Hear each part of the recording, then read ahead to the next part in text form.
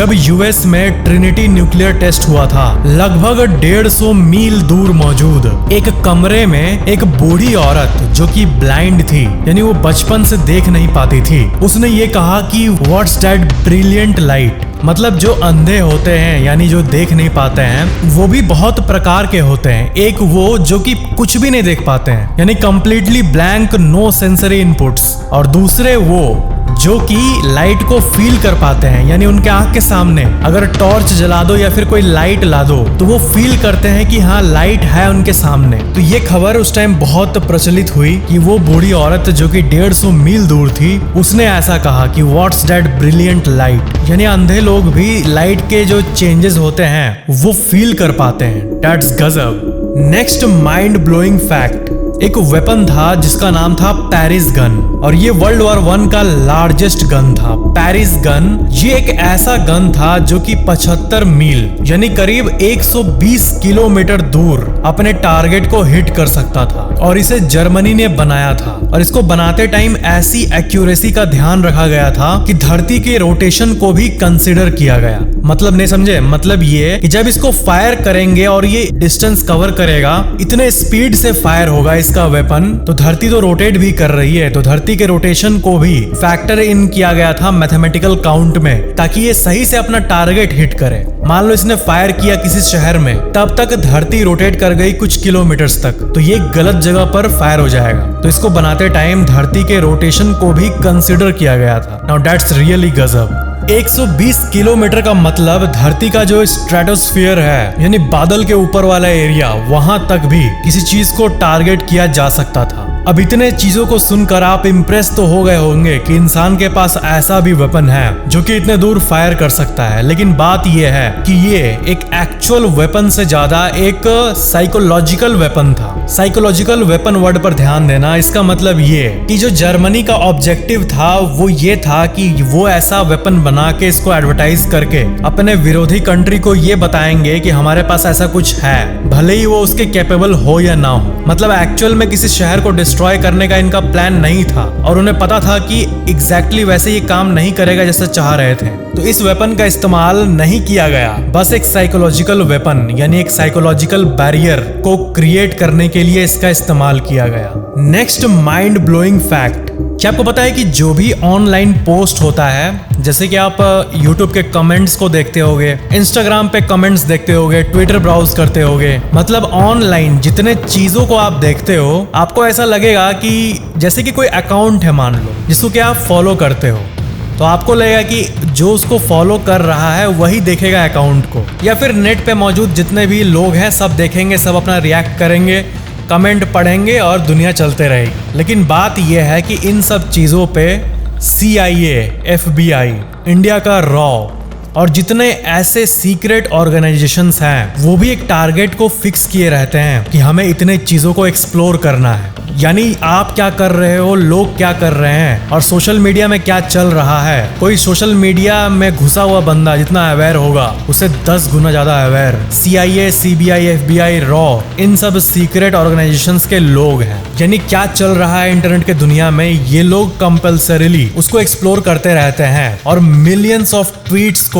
इनके team members पढ़ते रहते हैं ताकि इंटेलिजेंस रिपोर्ट को तैयार किया जा सके, या फिर कोई भी ऐसी चीज हो जो कि नेशनल सिक्योरिटी को हार्म करे, उसको इफेक्ट करे, तो उस पे ये जल्दी से जल्दी एक्शन ले पाए। यानी हर चीज पे हर लोगों की नजर है। अब ऑनलाइन दुनिया ऐसी है ही कि आप पता ही नहीं कर सकते कि कौन आपका क्या देख रहा है। अब अगर मेरी वीडियो कभी अचानक से अमिताभ बच्चन जी ने ओपन करके देख लिया हो, कह रहे ये लड़का तो फैक्ट बता रहा है, या बस ऐसे ही ग्लैंस कर लिया हो, तो कर भी लिया होगा कोई ना कोई बॉलीवुड वाला, तो मुझे पता थोड़ी चलेगा। नेक्स्ट माइंड ब्लोइंग फैक्ट, 1518 का डांसिंग प्लेग, इसके बारे में तो मैंने आपको बताया ही है, लेकिन आप यकीन मानो मेडिकल इतिहास में अगर आप या फिर आपके फैमिली मेंबर में कोई डॉक्टर के फील्ड में हो तो उनसे पूछना कि सबसे बड़ी मेडिकल मिस्ट्री क्या है, तो वो कैंसर और बाकी चीजों को बताएंगे, क्योंकि अभी तक उन बीमारियों को समझा नहीं गया है पूरी तरह से। लेकिन इतिहास को अगर आप खंगाल लो तो ये डांसिंग प्लेग जो था, यानी एक ऐसी बीमारी, एक ऐसा वायरस या फिर एक ऐसा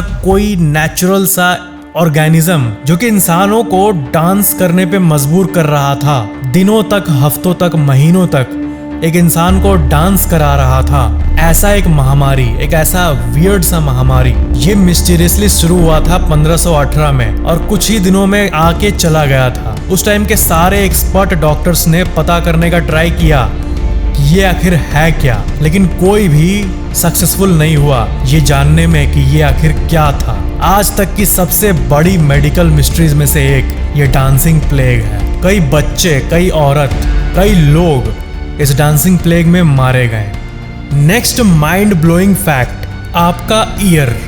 आप अपने एक बार कान को टच करो और आप ये सोचो कि आपके किस काम आता है ये कान। तो सिंपल आंसर है सुनने के लिए, बातों को सुनने के लिए। लेकिन एक फैक्ट है कि अगर कान ना हो तो ह्यूमंस चल भी नहीं पाएंगे। जी हाँ, ना ठीक से सीधा खड़ा हो पाएंगे, ना सीधा चल पाएंगे, ना दौड़ पाएंगे, और अगर करने का ट्राई करेंगे भी तो वो गिर जाएंगे बार बार एक बच्चे की तरह। जी हाँ, सिर्फ पैर आपके चलने के काम नहीं आता है, बल्कि कान, जो कि सुनने में ऐसा लगता है कि ये तो काफी अनरिलेटेड है ना चलने फिरने से, लेकिन नहीं। ह्यूमन ईयर्स जो होते हैं वही चीजों को बैलेंस्ड रखता है। यानी जब आप चलते हो तो दोनों साइड आपका जो कान है वो एक बैलेंसिंग एजेंट की तरह काम करता है। यानी आपके कान के चलते ही आप चल पाते हो सीधा, या फिर चलते टाइम गिरते नहीं हो, अपने आप को बैलेंस कर पाते हो। हाँ, ये चीजें जो है वो अनकॉन्शियसली होती है, ऐसा नहीं कि आप कॉन्शियसली करते हो, लेकिन कान ही वो ऑर्गन है दोनों साइड का जो कि रिस्पॉन्सिबल है आपके बॉडी के बैलेंस के लिए। मान लो आप बेड पे लेटे हो और गलती से साइड पे आ गए, तो साइड पे जैसे आप आते हो आपको ऐसे फील होता है अरे मैं तो गिर रहा हूँ। तो जैसे आप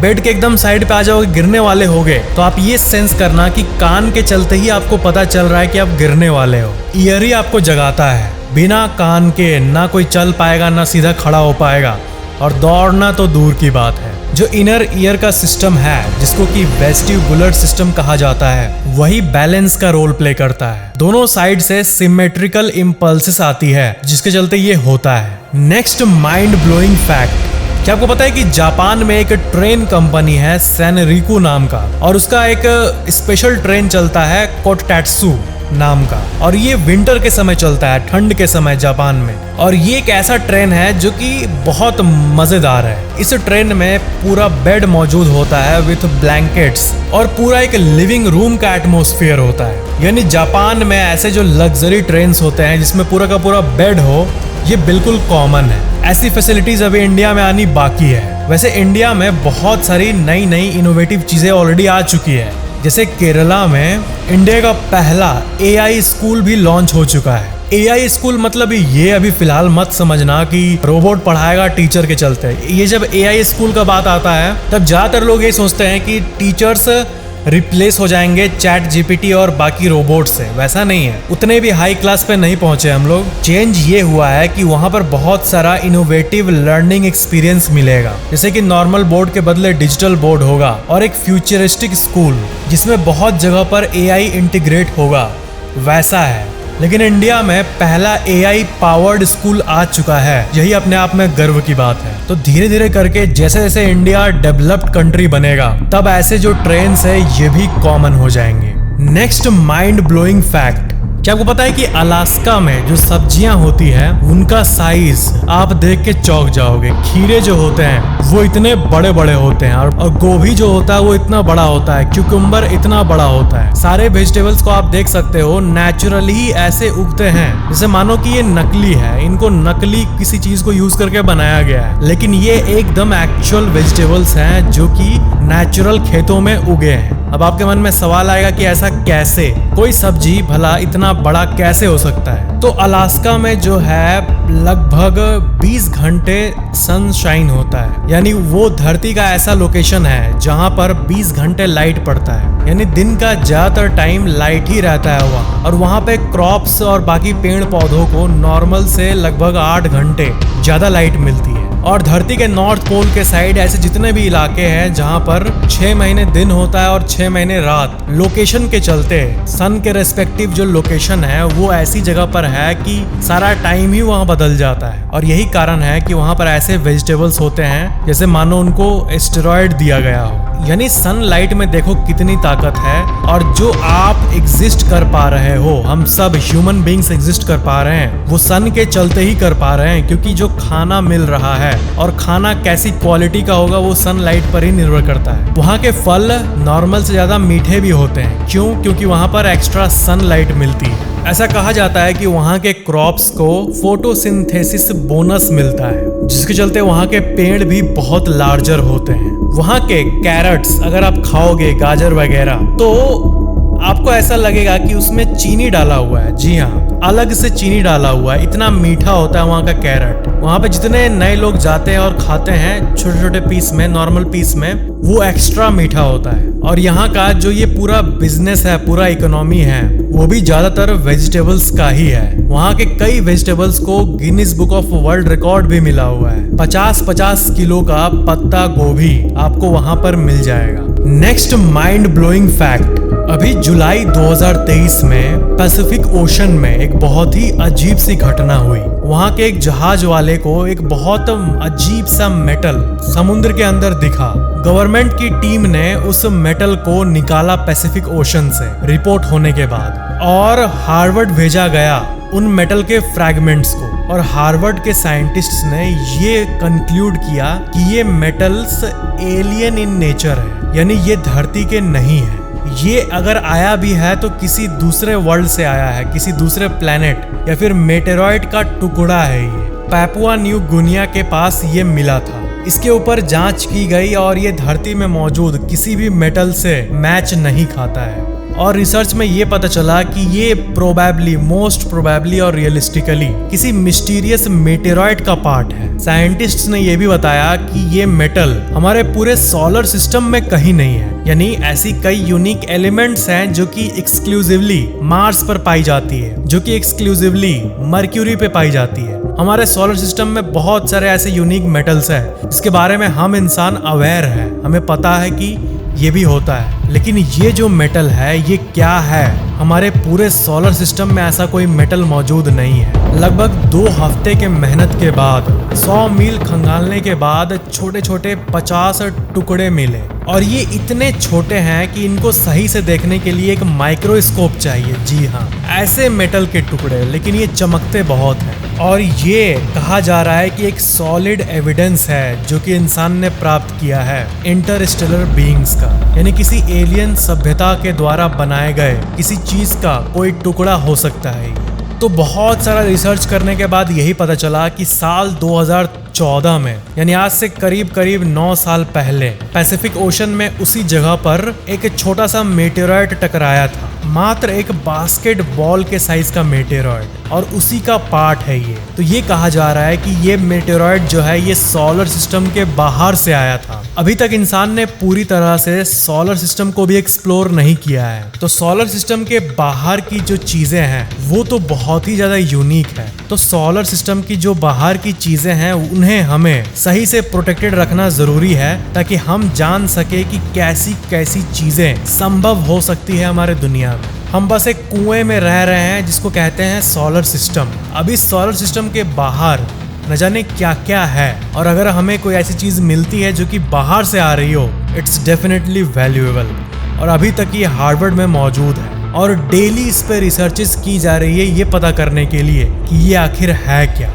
इसको सर्च करने में करीब $1.5 मिलियन यानी 10 करोड़ का खर्चा हुआ था, लेकिन इसका जो वैल्यू है वो बिलियंस में है। इन टुकड़ों का साइज जो एग्जैक्ट जानना चाहते हैं उनको मैं बता दूं कि ये 0.5 मिलीमीटर के साइज के हैं। साइंटिस्ट ने और एक बात को कंक्लूड किया कि ये किसी प्लैनेट से आया है, यानी किसी और तारा मंडल से। यानी जिस तरह ये सूरज का परिवार है, इतने सारे ग्रह, सोलर सिस्टम, तो वैसे ही कोई दूर मौजूद सोलर सिस्टम होगा और वहीं से ये कोइंसिडेंटली धरती पे आके हिट किया था। नेक्स्ट माइंड ब्लोइंग फैक्ट, क्या आपको पता है कि वर्ल्ड वॉर 2 के समय ताजमहल को बैम्बू से कवर कर दिया गया था ताकि उस पर कोई बॉम्ब ना गिरा दे। वर्ल्ड वॉर 2 के समय पूरी दुनिया की स्थिति बहुत खराब थी। लड़ाई कर रहे देशों के सपोर्ट में कोई देश था तो कोई विरुद्ध में। तो इसी के चलते इंडिया के सबसे इम्पोर्टेंट हेरिटेज साइट ताजमहल को बैम्बू से प्रोटेक्ट कर दिया गया था। और इतना ही नहीं, जब 1965 के समय इंडिया पाकिस्तान की वॉर चल रही थी तब भी इसको ग्रीन कलर के कपड़े से पूरी तरह से ढक दिया गया था। क्या है कि जब भी ऐसी ग्लोबल अनसर्टेनिटीज होती है यानी वॉर का डर वगैरह, तब अक्सर सारे कंट्रीज अपने मेन हेरिटेज साइट्स को प्रोटेक्ट करने में लग जाती है। तो यही कारण था कि ताजमहल के साथ ये हुआ था। नेक्स्ट माइंड ब्लोइंग फैक्ट, क्या पेड़ पौधे रोते हैं? ये सुनने में आपको बहुत अजीब लग रहा होगा, लेकिन रिसर्चेस में ये पता चला है कि जब पेड़ों को पानी नहीं मिलता है तब वो एक हाई फ्रीक्वेंसी साउंड को रिलीज करते हैं जो कि ह्यूमंस नहीं सुन पाते हैं क्योंकि वो बहुत ही ज्यादा हाई फ्रीक्वेंसी पे होता है। फ्रीक्वेंसी का एक रेंज होता है लोअर साइड और अपर साइड, जिसके बीच में अगर कोई साउंड हो वही ह्यूमन सुन सकते हैं। बाकी अगर इस बैरियर को हटा दे, इस कुएं से अगर हम निकले तो ऐसी कई साउंड्स है जो कि कॉन्टिन्यूसली है लेकिन इंसान का कान सुन नहीं सकता, क्योंकि इंसान के कान का भी लिमिटेशन है सुनने का, लेकिन मशीन से डिटेक्ट कर सकती है जो कि इंसानों ने बनाया है। तो एक तरह का हाई फ्रीक्वेंसी स्क्रीम कहा जाता है, SCREAM यानी चिल्लाना। तो एक तरह से पेड़ चिल्लाते हैं जब उनको पानी नहीं मिलता। सुनने में बहुत अजीब लग रहा होगा लेकिन ये सब चीजें बिल्कुल साइंटिफिक है।